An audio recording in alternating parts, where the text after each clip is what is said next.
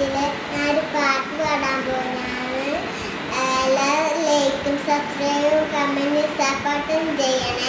ആ പാട്ട് ഞാൻ പാടിത്തരാം.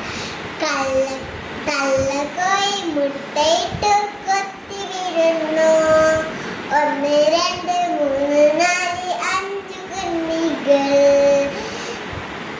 വാലുമില്ല, ചിറകുമില്ല, കാലും രണ്ടുണ്ട്.